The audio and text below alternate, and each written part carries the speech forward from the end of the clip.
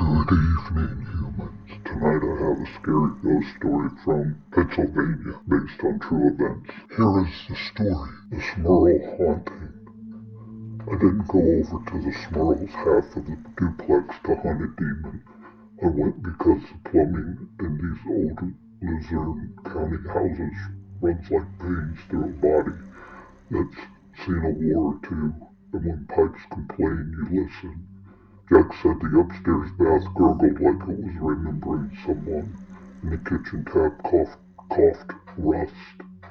Enough for a Saturday. The Smurls had done right by the place, fresh paint, patched roof, herb jars lined up like choir members on the sill.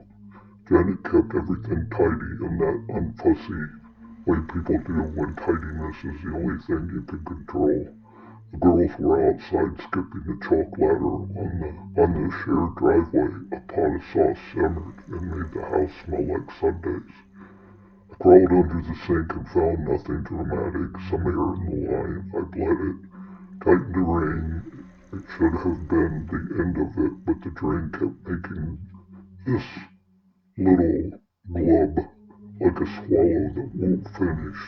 I told Jack to run the upstairs faucet so I could listen for where the complaint was. He went up, the girl sang a jump rope. The house breathed. Then from the ceiling above me, something pounded the floor 3 times. It wasn't footfalls. It wasn't drop tools. It was deliberate, heavy, evenly spaced, like a big man rapping a knuckle on wood to ask, "Are we paying attention?" I slid out from under the cabinet with paste on my hands and stared at the plaster like I could see through it. Jack leaned over the second floor banister. "You hear that?" he called. "I did," I said, which felt like an admission. We wrote it off. You have to. Old house settling, coal trucks on the road, wind in the rafters. You pull from the bucket of explanations that keeps your heart from jumping hard enough to bruise your ribs. I finished the job and promised to swing by Monday if the cough came back. The cough came back, so did I. By Tuesday, the Smurls were losing sleep. By Thursday, I was there after dark with a flashlight. I didn't need and a wool cap. I did.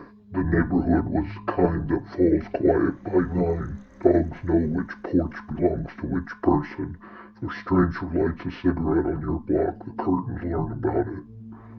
In the kitchen, the window fogged with our breath in January. Jack said it's mostly at night. Janet nodded, her mouth a tired line. "You'll hear it," she said, like a promise she didn't want to keep.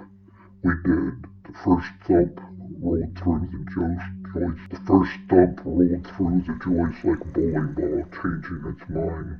Cups trembled just enough to clink. The second came from the shared wall. Their half and the other half, the mirrors of the rooms where Jack's parents lived. A third strike climbed the stairwell like someone hammering nails into air. "Pipes don't do that," I said before my head could stop my mouth. "No," Janet said. Her eyes were on the archway to the living room where the dark felt someone thicker than the rest. I checked the easy things. Vent stack cleanouts, the old iron run that had been replaced with copper and told to behave. Everything fine.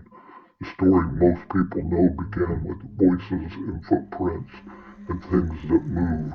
Here's the first part you never hear. It also began with a house doing the smallest wrong things until wrong was normal. The Smurls tried priests. Of course they did. That's the shape of the valley. Prayers first, questions after. A young priest visited and said blessings that sounded like Latin trying to remember itself. A second came with older eyes and a gentle way of setting holy water down like a doctor sets a cold stethoscope on a child's chest. For the night afterward, the quiet felt earned. Then the house cleared its throat again. Janet called me one afternoon and says, "I don't want to be crazy one. Will you just be here?" I said yes without asking what here was. Maybe that was foolish, maybe it was neighborly, maybe by then the house had everyone trained. So I sat there in the living room with the Smurls and the dog and the television on low. The dog stared at a corner until his jowls trembled. The room smelled like tomato sauce and a hint of something under it, like a hair caught in a toaster. I watched the wood paneled wall like a man waiting for a shadow to confess itself. The girls read on the rug with their feet and sock knots. Janet folded towels with the neatness of a prayer. Television went to snow, not a station change, not a cable burp, but full sudden static, that the world had just turned to weather in a blink.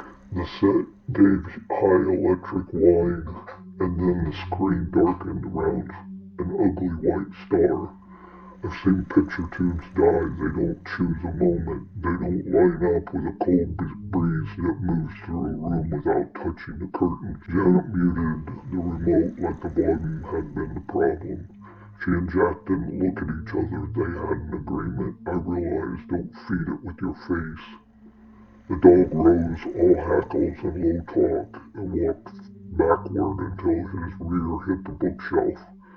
He wasn't looking at the TV, he was looking 3 feet to the right of it, where the corner met the baseboard, and the little triangle of nothing that collects dust and Lego heads and toy pennies fallen out of circulation. The corner got darker, not dimmer, darker, like a cloud had figured out how to stand up. It reached knee height and then waist. The edges didn't convince the eye they existed. You know how heat above a grill bends light? Reverse that. A cold so focused it made a shake. Get the girls upstairs, Jack said quietly. Janet moved without argument, no running, no rush, the way you walk when a dog you don't trust is on a short chain and you're counting on the chain. The girls asked nothing and knew everything. Jack crossed himself with a thumb, quick and irritated. He started the Lord's Prayer in a voice that made the hairs on the nape of my neck notice their job. I said nothing because my mouth had dehydrated in a notion of a mouth, and I didn't know which prayer was the right one for a thing that looked like it had studied hunger as a trade. The dark shape thinned as if considering a new posture. The air took on weight where it stood. My ears popped like descending on a plane. Jack's breath plumbed. It wasn't that cold. It felt like a basement in July, heavy and wrong. Then there were raps on the wall. Then 3 raps on the wall behind the shape, the shared wall. Answers, not questions. A second later, from the other half of the duplex, Jack's mother called. You hear that? Her voice sounded small and brave, the way it does when a woman refuses to let the dark declare the terms. The shape dissolved, not dispersed, dissolved, as if the room had taken a sip. That was the first time I considered that what the Smurls said might be actually what the Smurls meant. The nights sharpened. Voices came thin through the walls like a radio 2 houses over. Out of tune murmurs that snapped into a word just when you were sure you'd make them up. Janet woke with scratches that looked like a child had dragged a fork down her forearm in sleep. Things moved exactly the amount that keeps you unsure. A chair nosed 10 inches from the table. A crucifix turned from one wall to another. The butter knife you left to the right of the sink, now to the left. And you must have done it. You must have.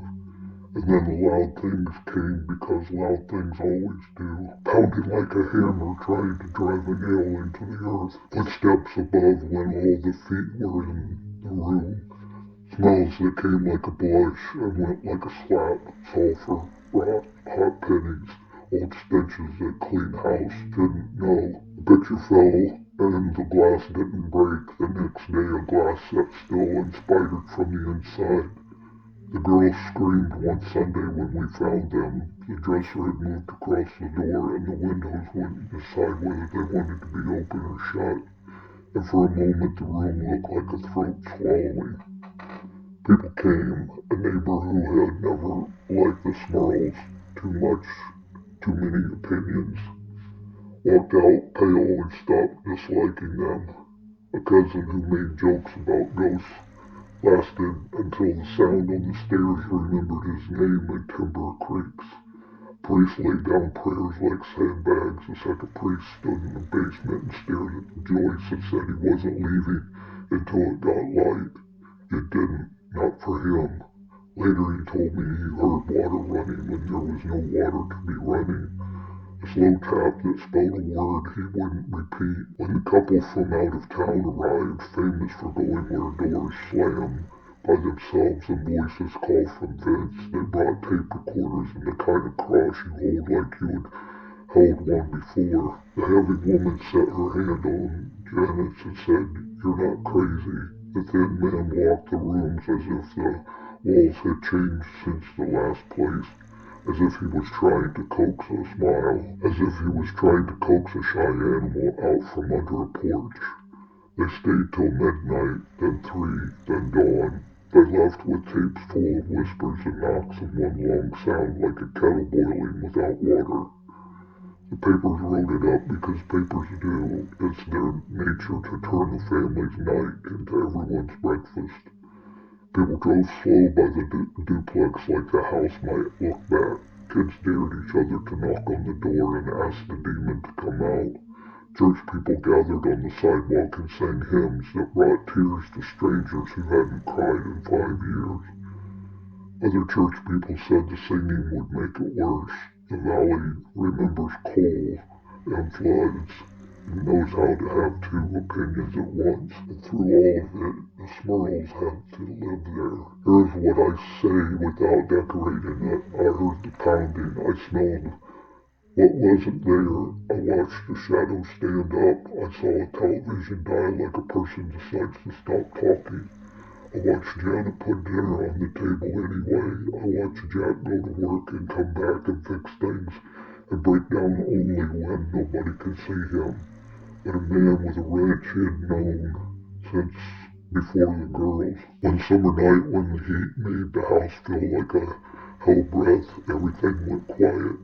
Not the good quiet, the other kind. I lay on their couch because leaving at 11 had felt like abandoning something that needed witnesses.